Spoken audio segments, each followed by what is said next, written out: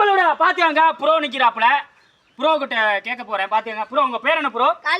காளீஸ்வரன் சொல்றாப்ல. நம்பிக்கை உழைப்பி வீண் போகாது ப்ரோ. இதுக்கு முன்னாடி 2026ல தேர்தல் வந்துருச்சு, உங்களுக்கே தெரியும். அதுக்கு முன்னாடியே உங்களுக்கு என்னென்ன இலவசம் கொடுத்தோன்னு தெரியும். அதுக்கு கிலோ 2 ரூபா அரிசி கொடுத்தாங்க. அது ஆச்சு, அது அடுத்த சிஎம் வந்தாங்க, அவங்களுக்கு ஃப்ரீ அரிசி கொடுத்தாங்க. அதுக்கு முன்னாடி எதுவுமே கொடுக்கல ஃப்ரீயா, உங்களுக்கே தெரியும்.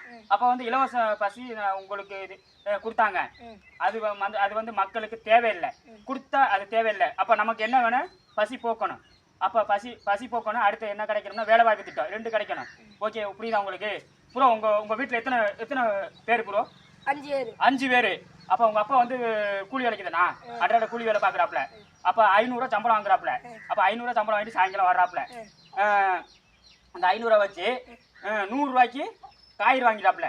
அப்புறம் எவ்வளோ இருக்கு? 400 ரூபா இருக்கா? அப்போ வீட்டுக்கு பிள்ளைக்கு பசங்களுக்கு தீனி சாமான் 50 ரூபாய்க்கு வாங்கிறாரு. அப்போ மிச்சம் எவ்வளோ இருக்கு? 350 இருக்கா? திருப்பி 50 ரூபாய்க்கு பால் வாங்கிறாரு. 200.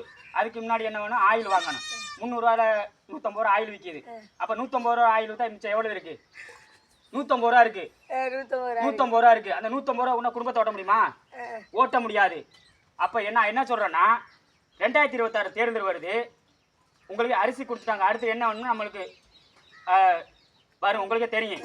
அது மக்களுக்கு இலவசம் கொடுக்கணும்.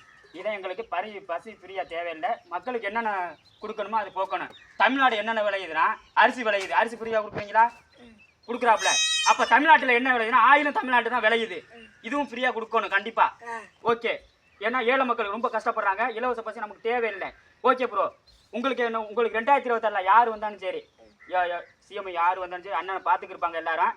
நான் தப்பா சொல்ல, மக்களுக்கு இதான் போக்கணும் ப்ரோ. உங்களுக்கே தெரியும், அடுத்த தலைமுறை விஜயகாந்த் அண்ணன் இருந்தாரு, அவர் இறந்துட்டாப்ல. அடுத்த தலைமுறை வர்றாப்புல, உங்களுக்கே தெரியும். எம்ஜிஆர் மாட்டான், அவருக்கு ஒரே ஒரு வாட்டி அவர் நல்லபடியாக ஒரு இடத்துல போய் உட்காரணும். நான் கடவுளை வேண்டிக்கிறேன் ப்ரோ.